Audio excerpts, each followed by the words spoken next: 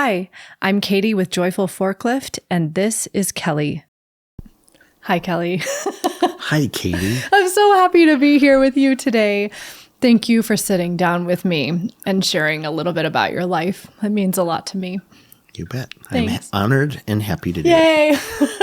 Well, we're going to start off with just kind of investigating who you are, and not investigating, that's a strong word. What I really mean is exploring who you are and what your role is, or your roles in your community or in your work or society, whatever you want to share with me about who you are and what makes you Kelly.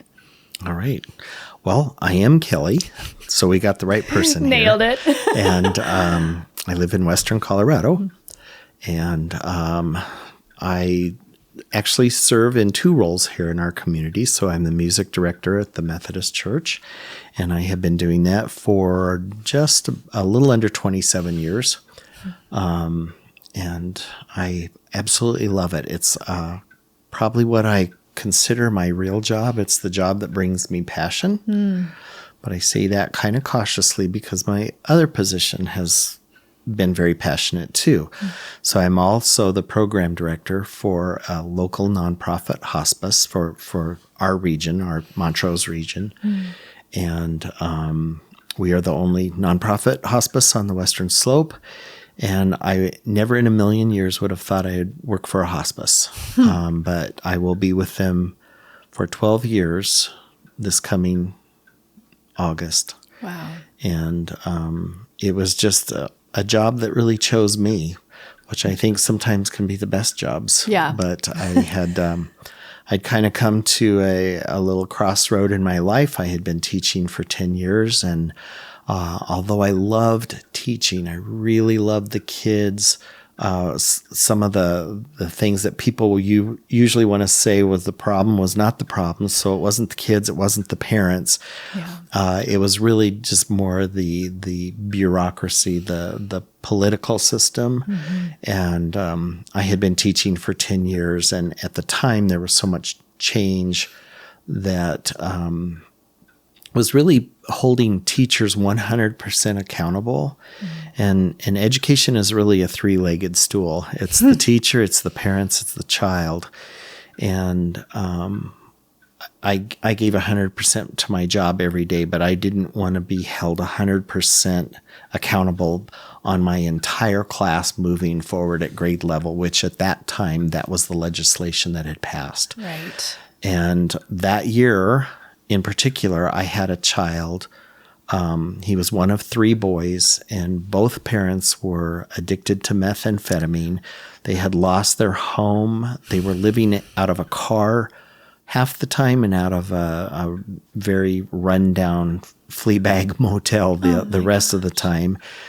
And this poor kid didn't even know where he was going to spend the night or what was going to be for dinner or who was going to be making him dinner. And, I couldn't blame him for not being at fifth grade level. Right. There are bigger problems. Yeah, this kid is just trying to survive. But that year legislation had passed that basically was going to hold me accountable. And my job was going to be held, responsible for that if he didn't move forward. So it was a bailing point. And so I got out of that and kind of floundered a little bit. And then a friend of mine who served on the board of directors for the organization I work for said, hey, they've got an opening at their retail store. And it was a part-time position, which I was looking for because I was going to marry that with my part-time church position. And I got hired, and they wanted me to work full time. And I'm not surprised. So I respectfully declined, and then I don't know. I think God has bigger plans oftentimes, and so when I declined, the director of the stores called me, and she said, "We really want you. So what are the maximum hours that you could work that would work for you?" And so we settled on 32. And within 4 months, I was the acting manager. So I was at 40 anyway. Oh my gosh. But that's how I got into hospice. And so these are, we have 3 of them, and they're upscale resale stores. So people donate their unwanted items, and we are very selective about what we sell. Beautiful merchandise. And so I did that for about 2 years. And then an opportunity came up at our central office here in Montrose for a volunteer coordinator. The volunteer coordinator was retiring. And I've worked many, many, many years in retail, and it was a kind of an opportunity to work Monday through Friday when weekends off and holidays off, and that sounded really great. So I applied for that position, and I got it. Wow. And then that only lasted about 2 years when the director of that program, of the office, retired, and they asked me if I was interested. And I think I guffawed in their face because I really thought they were just joking. That's the best interview response. She, the lady that was retiring had her master's in nursing, and I have no clinical experience. So, anyway, they said, well, we're serious. They're interested in you. And it took them a while to convince me. And even then I said, look, I feel like I'm being asked to build a rocket ship and get these passengers really safely to the moon and back. And I said, I don't know if I can do this, but if you have that much faith in me, I'll give it a try. And let's do it on a trial basis. And that was 8.5 years ago. Wow. So I guess I'm either still on trial basis or I'm doing okay. How's that rocket ship? Oh my goodness. What a beautiful arc there. Like the way you had faith in the people who saw your gifts when you didn't necessarily see that. It's important sometimes to listen to those people, but scary when you don't necessarily see it. Right. And as a leader, I think it's time. It's always a time to be one of those people too, because I see that every day in my job where people don't have confidence in themselves or what they're doing. So so it's kind of a nice full circle thing. But yes, I couldn't see that in myself at all. So it was nice. Do you get it now as you look back through your life? What people saw in you? Is there a pattern in what people saw in you when you were younger and your family or? I don't know. I think I'm in some way I'm an innate leader, but I wouldn't say, oh, I'm a really good leader because of A, B, C, D, E. Right. I do seem to have this quality that people want to follow me. And I hopefully lead them on the right track most of the time. But no, I think I still kind of ponder that in a little bit of amazement. It's like, what is it? And I often tell people, I wish I had figured out the formula, but I have no formula. And I just recently did some leadership coaching with somebody who was amazing. And we had this conversation pretty in depth about, that my office is a very high performing office. We always hit the goals. We always hit the marks. We always achieve, and we are high achievers. And I said, I don't have any formula for that. I'm not saying, well, if we just do this. And I think to some degree, that's the magic of it, because I think people do try to formalize it. Yes. And that's where you lose the human touch. So I was telling my leadership coach, I said, I just treat people the way I would want to be treated, the old golden rule. It's that simple, huh? It's that simple. And you listen to people. You engage with them when they're struggling with something.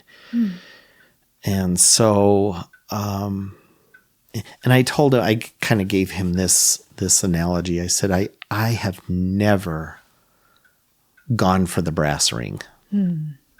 as we would in the carousel, Yeah. I have never focused on the brass ring, but yet we get it all the time. And I said, my focus is on my people and supporting them. He asked me a question in one of our coaching sessions about how do you want to show up for people? And he said, I don't need an answer to that. But he said, that's a question you should ask yourself. How do I want to show up for people? And that was so profound for me that I try to ask myself that every morning. Yeah. How do I want to show up for people today? And I've even taken it a step farther and ask, how do I want to show up for myself now? Yeah, I mean, I hear you. I think that is the leaders, and the way I see you is that a person who asks that question of yourself and the people.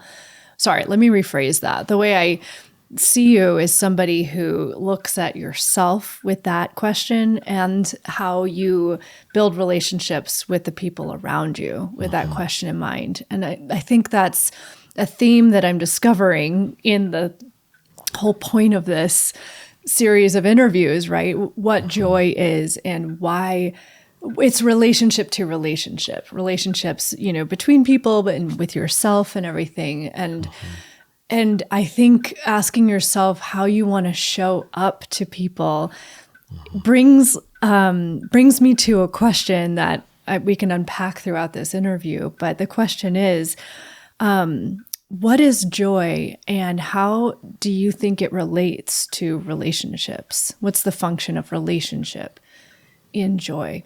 And this is your definition. Yeah. Well, I think when I can create an environment or a work situation or a celebration or something of my colleagues and my staff, that brings me joy when I can provide that environment for them. And it weighs heavily on me when people are not happy or when something is not going great at work. I feel like I have to be the fixer of that, probably a little bit to detriment. Yeah. But I just, I love it when the culture is all about teamwork and working together and celebrating one another. That's joy. That's joy. Yeah.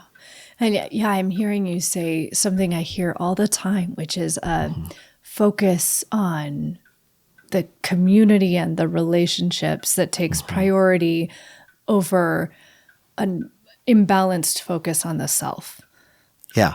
And actually, as you were talking, I had a little bit of an aha there, because it's not just about me feeling joy. Right. It is contagious. So I get my joy from other people's joy. And I hope that that's cyclical for everybody. Yeah. But I know that's not true. I mean, I think sometimes it's just, it's as long as I'm happy, who cares what everybody else is going through? Right. And so that's, fortunately, that's not part of my makeup. Right. But I love the cyclicalness of it. I make up words. Did I ever tell you that? I make up words. So cyclicalness. Write it down. Add it to the dictionary. I've used it twice, so it's a legitimate word now. But I think that is just one of the fun things about joy, is when it's contagious and it's not that self-centered, self-attained, I've got it and who cares if you don't have it. Yeah. That's, I don't even know how I would experience that kind of joy. I'm not sure it is joy. I don't think it is. I think it's different. Yeah. I think it would be a passing moment. Yeah. I think that's what I'm learning, is there's really a true difference between happiness, what our culture in particular defines as happiness, and joy. And joy seems to be, not to overuse the word, but a different vibration than happiness. And it seems to be connected to community and seeing each other and being seen by each other, which is exactly what you're describing in your workplace. And I'm curious about the theme that you mentioned of bureaucracy, like making it difficult to do that work, kind of taking the humanity out of it, including your school experience. Because it was becoming very didactic and rule-based, and you have to achieve A before you can get to B, and you have to have an A and B before you can get to C, and to me, it's like that's just that's so contrived. It's not genuine, and it doesn't produce results. And I can understand the people that lead that way. Yeah. Because it's not productive. Yeah. But if you really connect with people and support people and just are genuinely present for people, I think that's a big thing, being present. I may get a point when someone comes into my office, if I'm in the middle of an email, I stop on that email. There's nothing.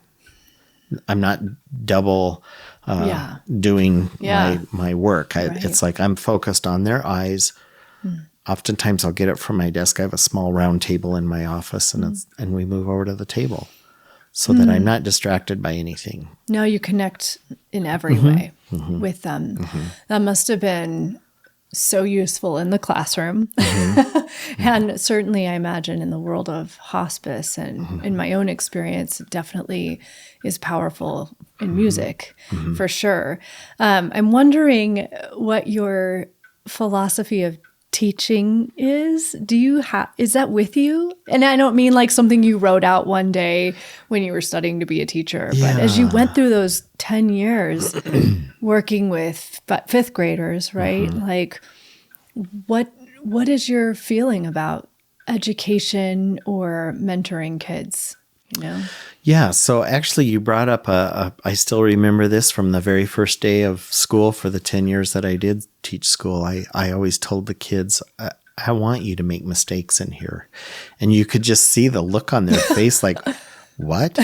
I said, yeah, if you are getting every math problem correct and you're getting all, the worksheets correct 100%, there's no reason for you to be in this grade. You need to be in a different grade.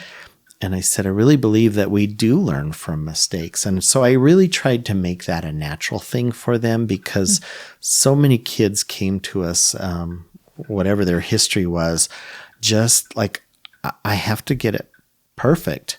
Yeah. And a lot of them self-sabotage because I have to get it perfect the first time. Right. And it's like, no, I'm just now teaching this to you. So let's stumble together. I said, obviously, I don't want you making the same mistake over and over and over again.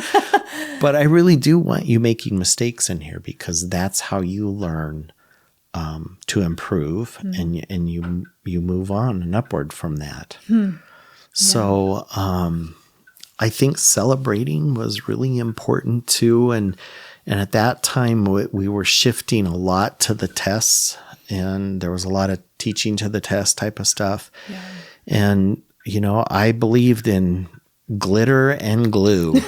And so when we finished a writing project, we celebrated it. They got to publish it, and they got to make a cover, and we got out the colors and the glitter and the paint and whatever. And that's what made it another form of expression for them. And they could take pride. This is the story I wrote, and I want it to have a beautiful cover on it. Wow. And I think we've lost a lot of that in education where we don't celebrate the celebrate is in the letter grade that you get. Right. And now to the next thing. Yeah. And let's see if I can get an A there too, or an A plus. And it's like, well, maybe you got a C plus, but you learned how to write in paragraphs. Right. That was an earned C plus. Yeah. Yeah. And your next project will be a B plus. Yeah. But I love that. You're not celebrating. This isn't everybody gets a trophy necessarily. It's like this creative communal celebration. We did this together.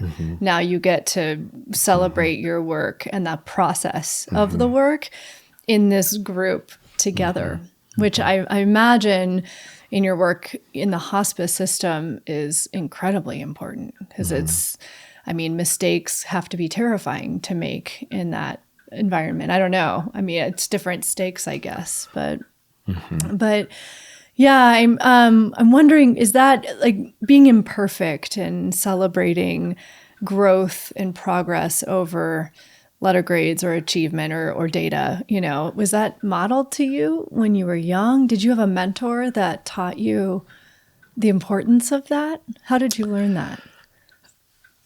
Yeah, I think in the school building I was in, there were some teachers that had been Teacher of the Year, and they were out of the box teachers. You could just tell they were set apart. They were different from other teachers, and there was a lot of tactile learning. There was a lot of kinesthetic learning. I know one of the teachers I'm thinking of for her kids that had trouble sitting still, whether it's ADD or ADHD or whatever. She had stationary bikes in her classroom. Brilliant. Where they could sit and ride a bike and read. Oh my God. And so, it was kind of those connectional pieces that you would witness other teachers doing that it's like, oh, that's a really out of the box thing. I think I'd like that. Yeah. I played classical music in my room a lot, because studies have shown that that's very beneficial to some. Mm-hmm. We didn't play it all day long because for kids that may have ADHD or something, that could have been a distraction for them. Yeah. But I tried to shake up the room a lot. I knew there were kids that had poor home life, and so we had a living room that we would go to for reading time. And there were chairs there, and there were blankets there, and there was a carpet there and lamps. And I tried to just make it a home setting, for somebody that may not have that. Oh. For example, the kid that was living out of a car. Oh my gosh, it's beautiful. So because you can't fix, but you can offer and model what you see their worth as, how you see them. It's so beautiful. Yeah. So what, how would you, let me think this through.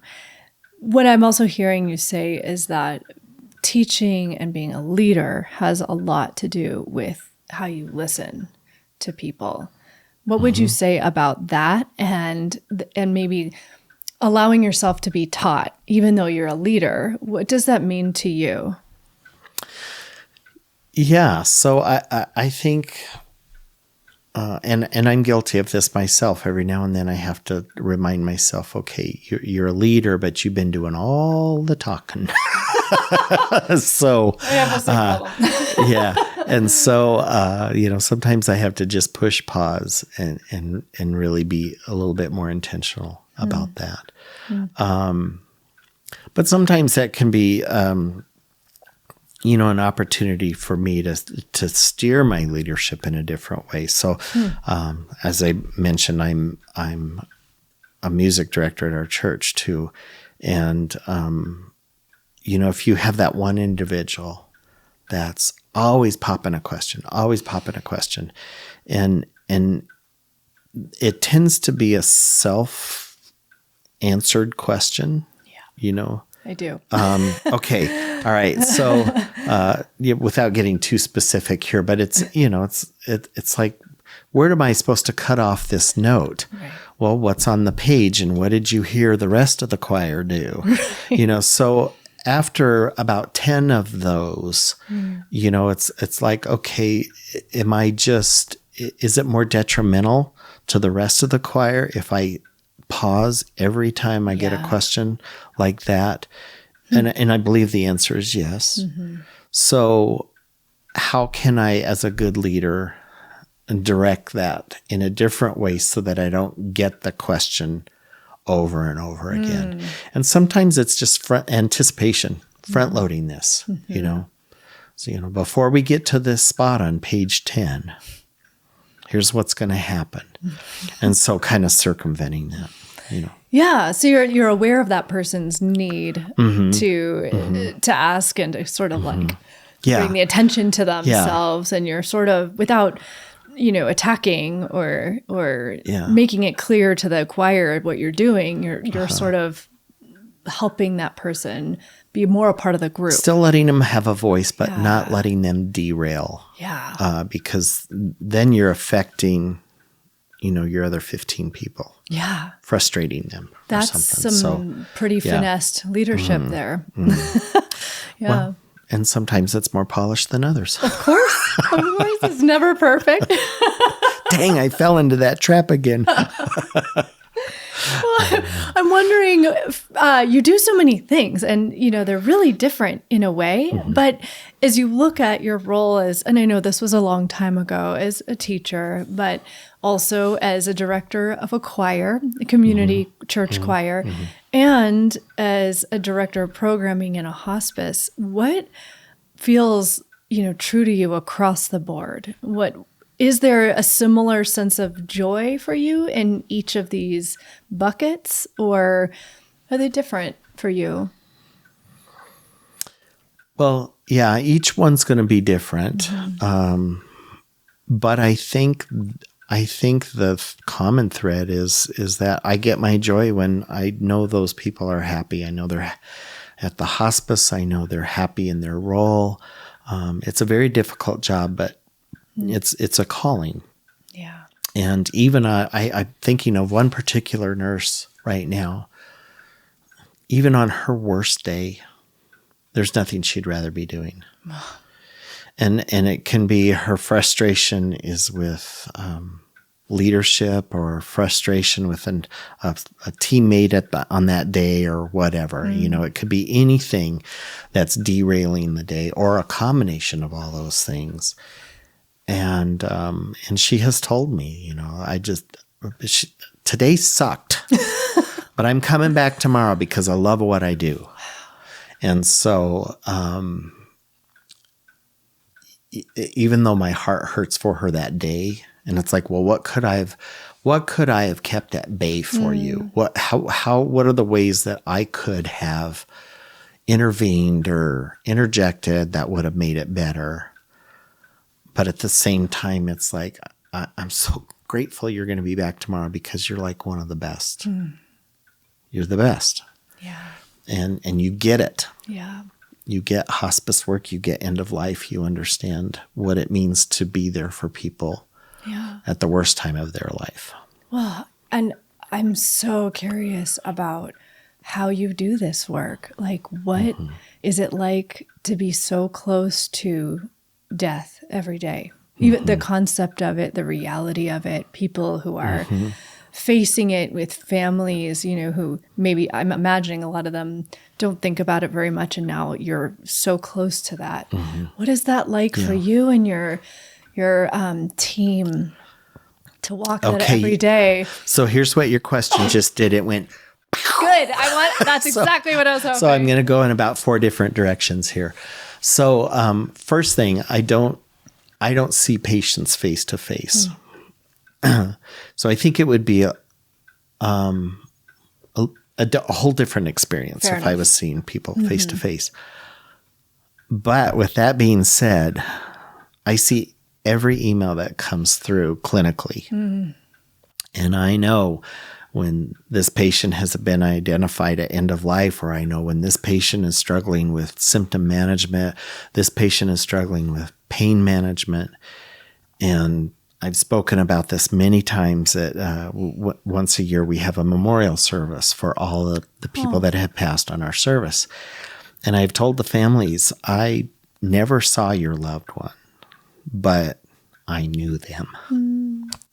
And he choked me up here. Yeah. But I just, I said some of them, it's like, oh, not yet.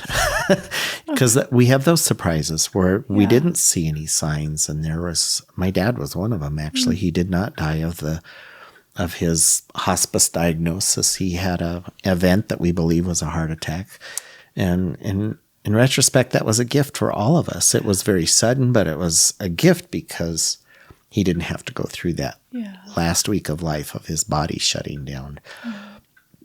And then others, and this is going to be weird to people who have not worked in hospice, but there you get a death notice and it's like, oh, yay, John, good for you. You did it. Because you knew what their struggle was. Mm-hmm. Wow. You'll cut that part out, right? But, you feel their struggle and you feel the pain and it's like, oh my gosh, they're free at last.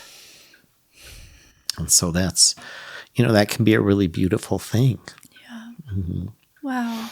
And how beautiful that you are so willing to let these people into your heart, obviously. Yeah. When you don't even meet them face to face. I wouldn't even know what they look like. But I know that I know the struggles. I know every time they, they had issues with pain or symptom management. And so, and then the other thing, I told you this is going to go in about 4 different directions.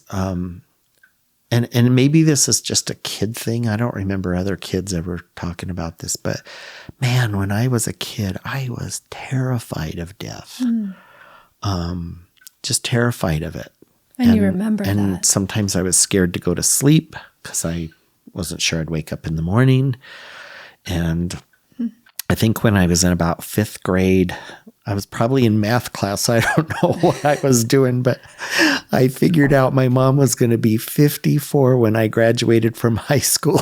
Oh. And I was like, I'm sure my eyes went like this. And I'm like, oh God, please let her live. Please let her live.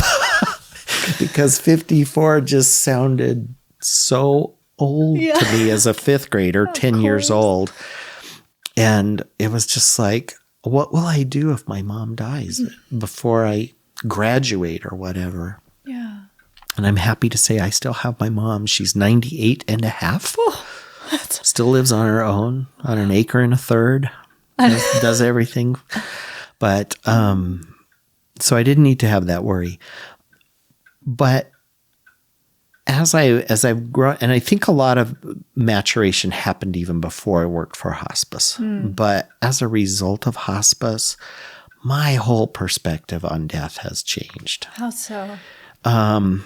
So a number of years ago, I had a friend who had been diagnosed with a glioblastoma, which is still not good. But at that time, it was the mother of them all as far as brain tumors.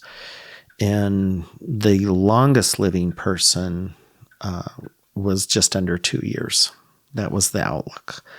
And so I had gone to visit Mary. She lived in Texas at the time. And I knew it was going to be the last trip, the last time I would see her. And I could not have that conversation with her. I just, it felt very awkward at the end. I was saying goodbye as I was leaving to catch my flight. And it was kind of like I couldn't say I'll see you later because I knew that wasn't going to happen. So I think I fumbled out something like, I'll see you around. Oh my God. I mean, it was just so awkward. And I just, to this day, I regret that. But in that journey, this will make me cry too. But I've learned to tell people what they mean to me. And this was just last summer. I got to tell this to a cousin. And I went to do my last visit with her. And she was already on hospice. And I said, her name's Sherry. I said, Sherry, I wanted to tell you something. There's probably, I think we're over 8 billion people now. 8 billion people on the face of the earth. And I said, the fact that you and I are cousins and that our path crosses nothing short of a miracle. And if they're a friend, I tell them that. I say, the fact that we're friends and our paths crossed is nothing short of a miracle. And I just want you to know how honored and respected I feel to have known you and how privileged it has been. And I'll see you on the other side. I will see you later. We'll see you later. So, And it's weird because I think it's a skill that you have to develop because you're always afraid of offending somebody. Like, well, you're talking like I'm dying, and it's like, well, if you're on hospice, you are. Yeah. And so I don't know. I've just become. I know the same thing I knew when I was a kid. Yeah. Nobody gets out of this alive. Right. We all die. Right. But it's just looking at it differently and not being afraid of it. I asked Sherry how she felt about it. She says, I'm really ready, but it's kind of scary. And I said, you know what I think it's going to be like? She got, no, what? Tell me. And I said, I picture this like getting on the mother of them all roller coasters. And it's like, I want to do this so bad, but I'm scared to death. My hands are sweating and everything, but it's going to be so much fun, but I'm scared to death. And she just broke out in this huge grin and she said, yeah, I bet it is going to be like that. And then I said, and think of what you're about to see. Think about what's coming up. And she kind of looked at me like, well, what's that? I said, and we had a favorite grandmother. We called her Gabby. That was her nickname, Gabby. I said, you're going to get to see Gabby. You're going to get to see your mom and dad. And she like cocked her head like, I hadn't even thought of that. And just this huge grin on her face. And, it was kind of that, let's quit making death such a scary thing. Look at what you gave her. Let's look at it as a portal to a roller coaster. A roller coaster portal that's going to be so much fun and maybe a little terrifying too, but so much fun. And so I just have really made it my point to tell people that. And I have told probably a dozen people that since I adopted it. And it does get easier. I think everybody that has heard me talk that way to them has been really appreciative because they knew. And somehow it chipped away at the fear that was maybe gnawing at them. And it normalized it. Yeah. This is normal. Yes. We're going to go through this. Yeah. And we have a thing in hospice. We call it a good death. And there is such a thing as a good death. I have a good friend whose dad was on hospice, and he was at the point in the dying process where he was not aware. And then he had what we call a rally. And all of a sudden he woke up and looked at his family and he goes, I got to get ready for my party. And we'll hear this a lot, these kind of metaphors for death. I need to catch the train. It's time for me to catch my flight. It's time. So this is a common occurrence. Wow. And it's so cool. And people will see, like grandma's there in the corner. Well, grandma's been gone for 20 years, but people will see their relatives, which I just think is the welcoming committee. It's kind of cool. So anyway, this friend said, well, Dad, what do you need to do? And he says, well, I need to get changed. And she said, okay, what do you want to wear? I want to wear my blue shirt. I mean, she just totally went with this so beautifully. They changed him. They got him kind of sponge bath and got him in his shirt. And they had a harpist there playing, and the harper started playing, and he kind of drifted back into sleep. And I think it was about 2 hours later that he made his journey. And she said, it was the most beautiful thing. And this is her dad dying. It was the most beautiful thing I have ever witnessed in my life. He was going to a party. And everybody was waiting for him. And they were helping him get ready. Yeah. Because they listened to him. Yeah. Wow. What is the role of joy, or your observation of joy, in moments of desperation or loss? Like what do you witness in hospice in particular, but maybe in your life? Like, I feel like people are capable of experiencing something like that was the most beautiful thing I've ever seen, whereas other people might see that as that was the worst day of my life. So Yeah. Yeah. where is the joy there? Well, and I think a lot of it is just perspective and where people are on their journey. My heart bleeds for some of the patients that are just terrified of death. They're terrified. And sometimes we can work through that with them. We have unbelievable chaplains and social workers that will kind of help them with life review and help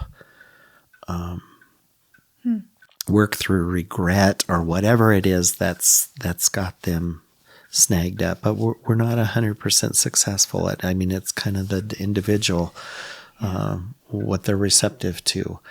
But lots of things in joy. I mean, they're strange things, but they're things that I believe wholeheartedly in. So you hear lots of stories about my mom just, passed away and like minutes after she died, I looked out the window and right there on the screen was a big monarch butterfly just drying its wings or whatever.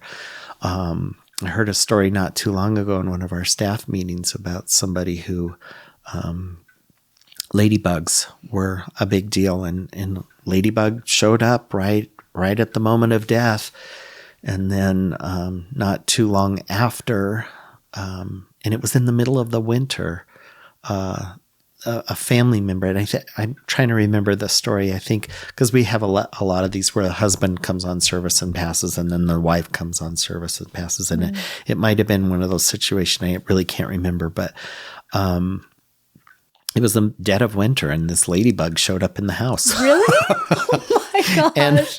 And I think it was a spouse situation, but they're like, oh my gosh, there's John, there's Fred, there's, whoever it's, and so we hear those stories a lot. And then, as I said, people will see deceased members of their family, and they're here to get me. They're here to, yeah. So, for my dad passed away on a full moon, and for the last 9 years now, there's just something deeper about a full moon for me. It's that little portal moment or like the thin veil. Yeah, or something. yeah, thin veil. And then the ironic thing is my nephew, who I'm very, very close to, was born on a full moon. Oh. And Papa and Graham were very, very close to each other. So I said, Graham, and this was just last year I discovered that. I said, just out of curiosity, I went back and looked to see when you were born, and you were born on a full moon. Really? And so I said, I think that's your connectional piece to Papa, Wow. So this past week we had a full moon. So I called him and I said, happy lunar birthday. Oh my gosh. So make sure you say hi to Papa. I love it. And it's like, from your answer, it seems like if you're looking, joy is there. Yeah. Like it's there. Yeah. Yeah. And a lot of times it's in nature. I have a friend who just lost a brother, young, and their spirit animal is squirrel. Can't believe he admitted that. Yeah. I So love that. she said there were squirrels outside of his window, and I love that. And she said everywhere we go, we see squirrels, and it's like his name's Brad, and she goes, "Hey, Brad, how's it going?" Oh my gosh, that's so cool. So yeah, that's so interesting. What do you think that's about? That nature shows up in a spiritual way for us in so many different ways, right? But to help us connect to, I think it goes beyond coincidence, because it's always something that's significant to that person. I had a friend who's incredibly fond of hummingbirds. And so, when his mom died, he just feels like that's how his mom appears. And 2 years ago, I actually performed his wedding. It was down in Arizona. It was an outdoor wedding, and we were under this tree. And just as the vows were being said, this hummingbird swooped up and hovered over them. The whole family saw it because he was above my head, the hummingbird, but the family's all like going like this and talking to each other, and later they said it was a hummingbird. So everybody's like, "There's mom, there's mom." Oh my gosh, that's amazing! and just hovered for a minute and then took off. It was the only hummingbird we'd seen that day. So wow. It's far deeper than coincidence. Oh yeah. It's a faith. It's a faith item. I think faith item. Yeah. Thank you for sharing that. Yeah. With me. How do the nurses and staff tend to themselves? What are some of the ways that they? Yeah, so they are on the front lines. Yeah, how do they do this? This can be, it can be a heavy job, and there are many times where a patient and family will touch you deeper than you anticipate. Yeah. A lot of times that's just because of connectional, like spirits. A lot of times it's time, because not all of our patients pass within 6 months. We have them on for years at times. So, they cry. We give them outlets. We have a bereavement coordinator that can meet with them. We do a monthly service called Reflections that our chaplains kind of facilitate, and it's just an opportunity to kind of go through the list of people that passed away the previous month and talk about the joy, the trials, because sometimes it's grieving that they didn't have what we like to have call a good death. They had a very difficult death for whatever reason. And so, that can affect them. And so we try to just give that space for them to grieve that, to work through it. Sounds so necessary. And again, like to have that communal support to hold space for each other. Are staff members, especially nurses, coached to, I don't know how to ask this, but to like allow themselves to fully empathize and fall in love with these patients, or to keep boundaries? Like, you know what I mean? So boundaries are discussed a lot. But as far as empathy, go deep, and it's fine. So what we try to impart upon the team is, we know that you're going to be affected by someone's passing. So it's okay to be affected. Where we have to be really careful in your professional knowledge and just monitoring is that you don't become the consoled by the family. So, right. If you're getting to that point, that's when you step out for a minute, you go have a private moment so that it doesn't become the family's role to console you. You're there to console them. And a lot of times the best way to console somebody is to cry along with them. Yeah. So it's not that. We don't want you not crying with them. Right. But you don't want to take too much from the family when they're already dealing with things being taken from them. Yeah. And then at our monthly staff meetings, we'll take at the very beginning, we kind of do our inspirational times. And a lot of times those are crying moments too, but we read letters from families that are thanking us. We share out, I kind of started a thing called the moving moments, where you were moved, in something you did for somebody or something they did for you. And those have been highly effective where people can kind of process the joys or the sorrows, whatever it may be. Wow, that seems so healthy. It is, and it's good. And it's kind of that whole picture of let's talk about death as if it's a completely normal thing. Yeah. because it is. Yeah. So let's frame it that way so that it's not so terrifying. Right.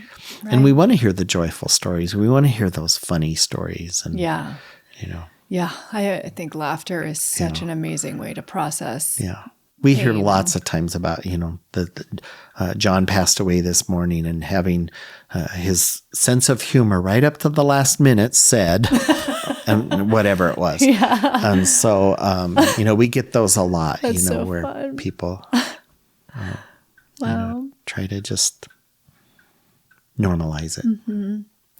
So, and maybe just stepping back a little bit, although talk about hospice if this feels like the right path for you to take here. But what do you think the role of creativity, the arts, music have in a human life? What's the importance of that? Is there a spiritual nature to that? How does that relate to Most joy? definitely. So we have volunteers that do music therapy that will come and play instruments for people. We have a group that you might be familiar with called Threshold. Oh, I am. Because they are based in Ridgeway. Yeah. But they sing a cappella, and it's just beautiful. They'll surround somebody and give them the vibrations of music. And so that's lovely. Our bereavement coordinator is actually a certified art therapist. Right. So she works a lot with her clients in the grief process doing art. So, So what do you notice when these things are offered to either the dying or the families of the dying? Well, I think it opens doors that normally would not be opened. It allows a way of expressing things. We have an equine therapy program for children, and one of the things is they paint the horses. So they get to paint right on the horses their grief, and it's just it's so freeing for them. And the kids that we tend to funnel towards equine therapy are kids that have had struggles in the other traditional bereavement processes, so one-on-one or group therapy or art therapy or family therapy or whatever. Yeah. And they're still they're knotted up. They're not processing their grief. Yeah. And processing grief never means getting over it. Right. Because I want to be really clear about that, because my mom will even say, when am I going to get over this? And I just have to remind her, Mom, you're never going to get over this because you were with him for 70 years. Because it's love. And it's love. Yeah. You will always miss him, but you will learn different tools and strategies and coping mechanisms. And there are times where you don't need to cope. Yeah. You go in the room and bawl your eyes out. Yeah. That's perfectly normal, acceptable, and okay to do. Yeah. So because I think a lot of times people will set that failure expectation up for themselves that, if I can just get through all the first anniversaries. Yeah. And then when they find they're still grieving on the second anniversary, it's like, well, what's wrong with me? Yeah, it's like a grade of an F. I didn't just graduate. Right. So, Yes. Allowing yourself that space to always be able to mourn somebody that you don't get to see anymore. That's beautiful. But, it's not as debilitating as it was when it was fresh. Yeah. Yeah, I mean, personally, I'm curious how this hits you, but I saw in my own mother-in-law, my father-in-law passed suddenly, and she had, as we all do, all kinds of hopes and dreams of what happens in the future, and it's gone. And I remember watching her start to play the dulcimer during that grief process, and some doors were opened, and I could feel it in her. I love how you said, these kids are knotted up, and then the knots sort of loosen, and then, that emotion flows. And to me, it was such a profound witness to the power of music or art and to help us through these things. Yeah. So let's talk about a different kind of grief, because you just reminded me of this. I had a friend that had been married for 20 years, really difficult marriage, but she was the powerhouse she held the family together. She, worked through the trials and tribulations and all that. And then one day her husband came home and said, I want a divorce. I don't love you anymore. In fact, I haven't loved you for the last 10 years. Oh my gosh. And it devastated her, and lots of anger and lots of, I went through hell to keep our family together. And not only did you just throw it away, but you told me I would have thrown it away 10 years ago if I'd had the nerve. So horribly wounded, and just grief that probably was right up there with death. Yeah. And it took her about a year, and she picked up some paintbrushes, and she became the most incredible watercolorist I've ever known. Oh my gosh. She is absolutely amazing, and actually got to the point where she could say, I'd kind of like to thank him for leaving me now. Wow. Because it opened up an entirely new life that I think she would have never imagined or ever maybe would have pursued or anything. And she just, she has just rediscovered herself. She has reinvented herself. Oh my gosh. And, there's still some grieving there. Yeah. You know there is. Yeah. But you asked, well, what can that process do? And so just in the painting, she completely reinvented herself. Yeah. So I have a number of her paintings here in my house. I'll let you see them. That's amazing. She's really good. Yeah, it's almost like there's a Buddhist, but this definitely is found in all kinds of spiritual traditions, but the concept is of reframing your suffering, reframing your trauma. That's exactly what she did. Yeah. And I'm wondering if that is the gift of using your hands or your voice when you do art or music or build things. I wonder if it's more accessible, the ability to reframe when you're able to, I don't know, have a creative outlet. So that's really interesting. Wow. I'm wondering, what do you do? What do you do in your life to cultivate joy? Are you thinking about that necessarily consciously, or are you, I don't know. What do you do? I wouldn't say I think about it consciously. Like gardening I love gardening. I love gardening. It's one of my wonderful releases. If I've had a bad day, I tend to go pull weeds. Seems like a straight up metaphor there. But it's also, a really creative outlet. But I just know I'm in my happy place. I even have some sayings here that say I'm in my happy place when I'm in the garden. And it is true. It's just, and I don't know what it is. I love the feel of dirt on my hands when I get to plant the vegetable garden. I just love digging down with my hands. No gloves on, just feeling that soil and the warmth of it. And so I think that's, for me, it's creative, it's spiritual, it's grounding, if I can use such a on the nose term. Yeah. But it is my happy place. I love being outside in the yard.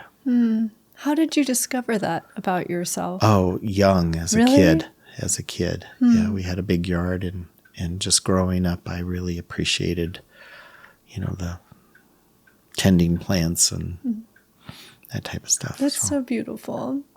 Yeah. So, the question that I'm asking in doing this project is how can we help people discover tools to notice joy. And in doing so, my theory is that helps you become more resilient and face trauma, face death, face things that are frightening, you know. So what is your perspective on how well our culture teaches us about cultivating joy? Not good at all. I think we have become that machine. You know, we want to have the magic formula to get the highest income and have the, you know, most won soccer games and the most attended movies and the whatever. It just feels like, as a culture, we're on a treadmill that's on high. Yeah. And you can't get off even when you're tired to rest. And so I think, you know, for me, the things that bring me joy all have to do with creativity. So if it's cooking or if it's music or if it's gardening, all of those things are rooted in creativity. And I was kind of rattling this thought around as we were talking earlier, but I think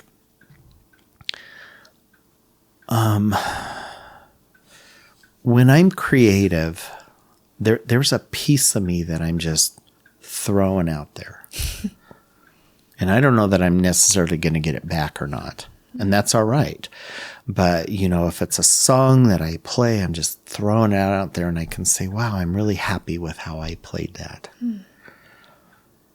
And someone may come up and say, wow, that was amazing. Or they may not. But it's not going to ruin my day. I'll tell you the thing that I've experienced at the church is when I feel like I've had not a good day in playing or singing something or whatever. It's like, well, that was not great. I could have done better. And invariably, that's the Sunday that somebody will come up and say, oh my gosh, that was so beautiful. Really? And I'm like, really? Huh. Okay. It almost happens every time. Really? Yeah. So what's that about? I don't know. I think, you know, it could just be that joy reflecting back and saying, you know, Kelly, it didn't have to be perfect to your standards. Yeah.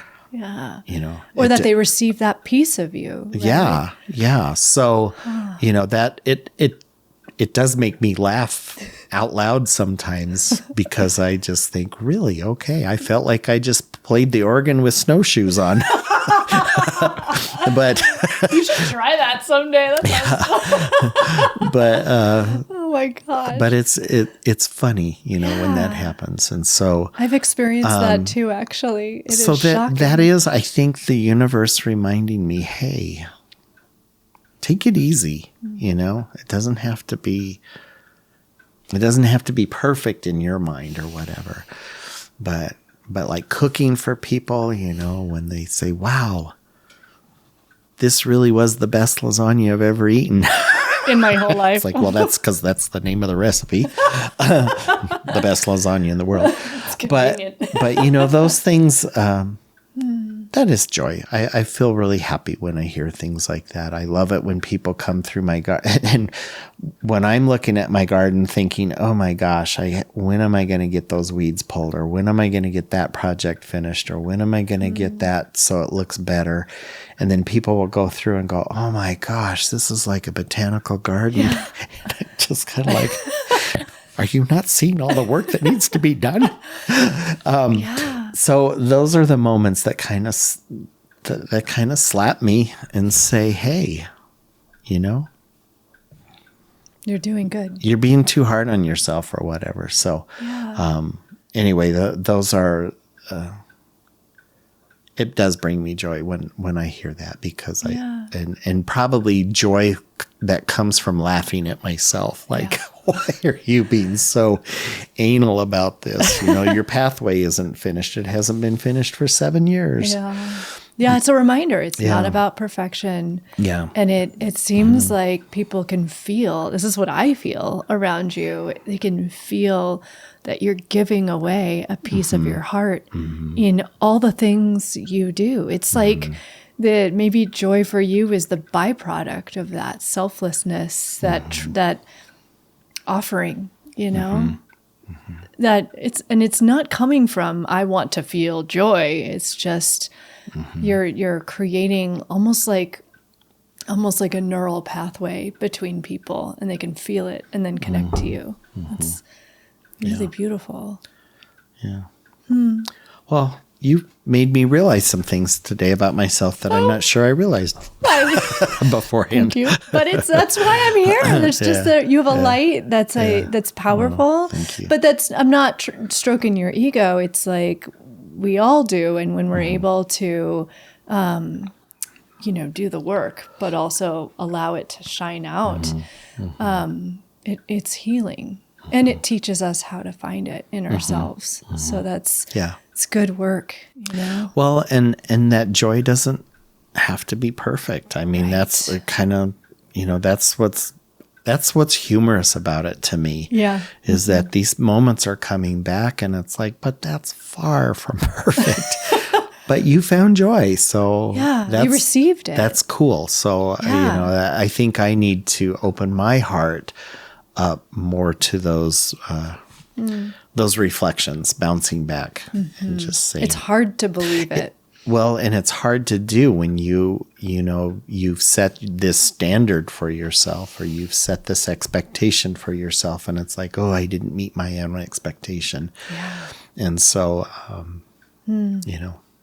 So, well, that brings me to a question I ask everybody, because I would love to help people find a path, if they're feeling lost. And I'm wondering what you would say to somebody who is lost or isolated or disconnected from joy or people. How do you what would you recommend? And of course, it's not fair because you don't know the person, but what would you advise somebody to do, Well, and I think I actually have an answer for you, because I'm kind of going through this, and it's going to sound so cliche, but it's follow your heart.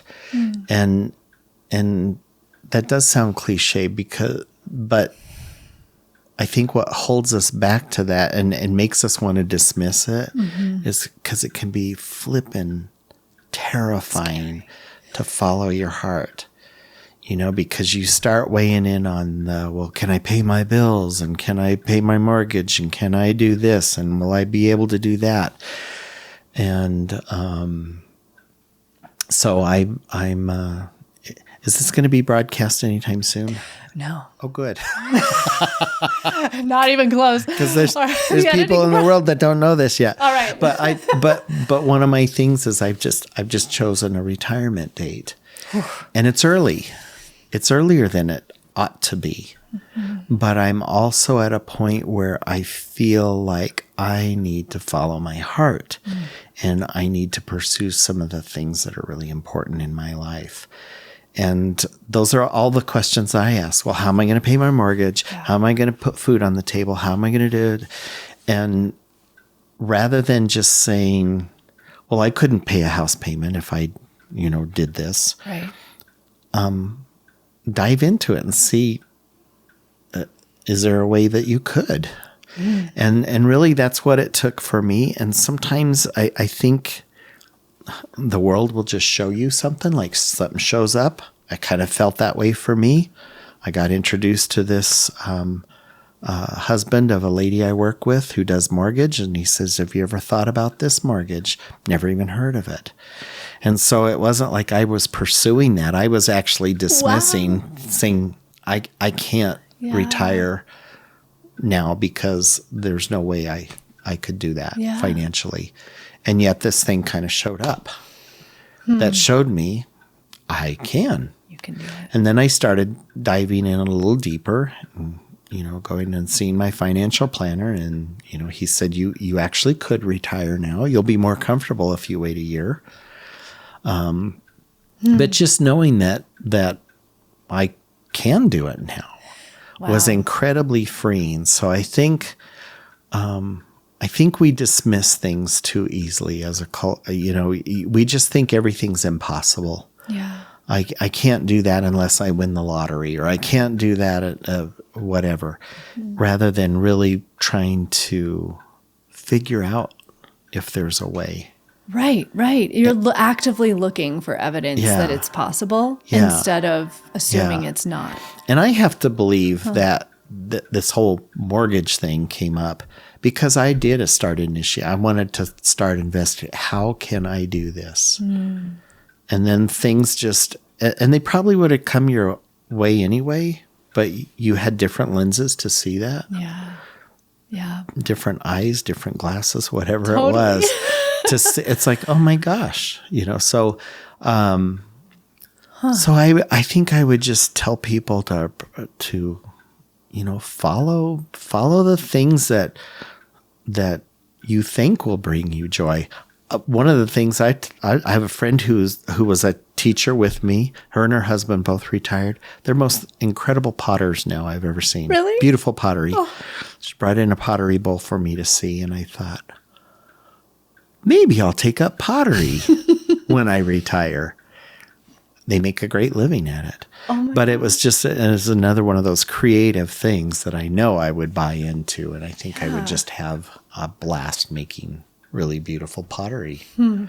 So, how do you have any wisdom about how to listen to your heart? Because I think there is a lot of noise right now. If that is something, that is scary, because it is scary to listen to your heart, and B, there's so much static over that. How do you tune in? How do you tune in and know that it's your heart speaking? Well, for me, I think sometimes it's that, I've had that thought before. Oh, I'm having that thought again. Connecting dots. That thought just came up again. Maybe this is something I need to pursue. And so, it's not the first time I ever thought about making pottery either, but it was kind of one of those, I forgot about that. That's awesome. Because I'm going to have to bridge some finances for about a year till I hit retirement age. But there's a lot of options out there, and just other things, you talked earlier about, seeing things in yourself that you don't see, the things in yourself that other people see. And I've been with a couple friends of late, when I was talking about retiring and just the angst that goes in about, is this the right time? And both of them said, you could land a job anywhere in this town. You could write your own ticket. And I'm like, really? I still don't see that, but they're convinced that I could walk in just about any place and pick up a job. Man, sometimes it's so important to allow other people's faith in you to lift you up. Yeah. So it is sometimes hard. You're too close. Yeah. I can't see the forest for the trees. Totally.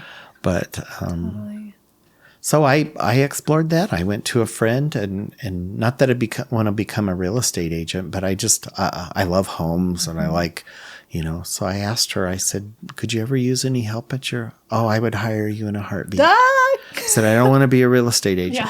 She said, oh no, I could use you another. And it's like, well, I'll be danged. That's amazing. So it's just true. My friends were right. Yeah. Amazing. And way to find out, search for the evidence that it's true. Yeah. Wow. Yeah. Well, as we kind of conclude here, are there any things that you feel you'd want to say in this container or ask me? Well, so a lot of this has been framed on joy. And how do we pursue it? How do we find it? How do we create it? And I think the thing that I'm learning as I grow older is the things that don't bring me joy, then quit wasting your time and money on them. Prune them. Yeah. Yeah. Yeah. And that's a lot of my decision for wanting to retire. And it's not so I have to qualify, because we talked a lot about I have to qualify that hospice has been a really joyful job for me. It's been the best job I've ever had. It's just shifts that are out of my control and influences that are out of my control. And this is maybe a piece of my grief, is I have tried so hard to influence those, because ultimately what they're doing is they're changing our culture, the culture of the place that I work, and so there's a bit of grief there, because I know that I'm going to be leaving people behind that I really, really care about, and they're going to either have to put up or make their own decision about moving on. But it just is, it's a shift that I didn't feel it was necessary. We needed to do some changes financially for our organization to survive, but the cultural pieces really got sacrificed, and in my opinion, unnecessarily. Yeah. And in the opinion of many people. Yeah. Which sounds to me like a bad death in a way, right? Like this is an ending in the way that reflects the heart and the community you've created, and that culture, which is, I mean, as a fellow teacher and anybody that's worked in communities, is everything. It's what keeps you going back and gives you the strength to do what you're doing. Yeah. So it has to be heartbreaking. And I just I keep thinking that they're trying to be too formulaic about it. Yeah. And it's like, if you'll just turn back on the people and follow with your heart and follow with your compassion and your support and everything like that. Yeah. You'll get the brass ring, I promise you. But it's messy, right? You can't control it. Yeah. You can't regulate it in the same way. What people have, especially corporate world, it's faith. You are working on a gob of faith. And people just don't understand faith. I need the black and white. I need to know if I push lever A and lever B, then I get this result. If I push A, B, C, then I get this result. Yeah. And I want a formulaic machine to produce the results that I want. Yeah. We are not widgets. Yeah. It turns out. Yeah. Yeah. But you can get the same, better results, really, if you just treat people like people. Well, and the co-creation of relationship and solutions that comes from the culture that you've created. It seems like something you can't quantify in a clear way.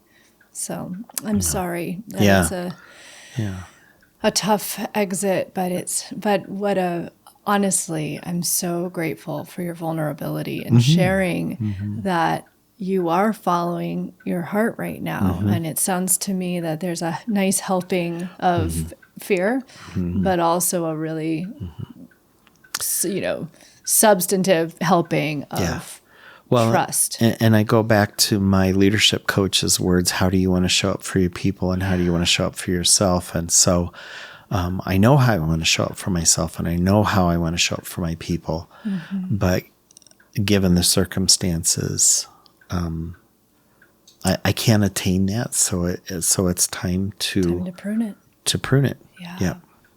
Nothing wrong with that, because new fruit will bear. Yeah. I don't know what it will look like, but I know it will happen. I can't wait to buy your ceramics. I'm so excited to see them. Yeah, it'll be fun. Oh, Kelly, thank you so much for sharing, for giving us a piece of yourself so selflessly, and allowing us to see the inside of what hospice is, what it can be, and both of my parents went through hospice, and I have firsthand experience on the power of that. And I bow down to you and all the people who cry together to do the good work. I am so grateful for that. So, and it's a blessing to know you. It's an honorable job. It's the most honoring thing I think I've ever done. What a blessing. So, yeah. Thank you. Thank I'm you, honored to know you too. Thank you, my friend. Yeah. You're the best. And I won't post this for too long. Okay. Oh, wait. Thank you. Yeah. Thank you. There's a famous book by Robert Fulghum called All I Really Need to Know I Learned in Kindergarten. Kelly's interview prompted a deep reflection for me. He's teaching me habits of mind and spirit, not unlike that list of things that we learned in kindergarten. So, out of that reflection, I'll share the 8 lessons I learned from you, Kelly, my friend and my teacher. Lesson 1. There is no formula for working with human beings. Meaningful positive results are the byproduct of a positive environment and a supportive community. That is, they aren't the goal, but rather the outcome. When you find that the culture is out of alignment with this fundamental truth, do what you can to shift it by modeling and creating that culture. And if you can't, find the wisdom to leave and seek spaces that are in alignment with this value. Lesson 2. Be open, be curious, be present. Kelly is a leader who sees people. He's fully present when somebody walks into his door, no matter what. Eyes up, heart open. This allows the humanity of students, employees, friends, and community members to flow freely. Lesson 3. Follow your heart. Even when it's scary, look for evidence that following your heart can work rather than reasons to avoid taking the leap. And if you're struggling to hear your heart or notice joy, prune the things that distract you or cultivate darkness. Lesson 4. Wherever you go, create environments where people can experience meaning and joy. Investigate what might be challenging people and build spaces for growth and community. Kelly does this in his work, his community, his cooking, his garden, his home, everywhere. It's like the best kind of cooperative game. He says, I love it when the culture is all about teamwork and working together and celebrating one another. This takes priority over self-focus and creates a cyclical, expansive nature of joy. Lesson 5. Allow people into your heart. Feel love, grief, and pain alongside them. Find the courage to share the deepest gratitude for people in your life whenever possible, and especially if it might be the last time you see them on earth. Lesson 6. Use your spiritual tools, music, art, nature, to help you cultivate joy and meaning, to process pain and grief, and to reframe and heal trauma. Lesson 7. Allow other people's faith in you to lift you up.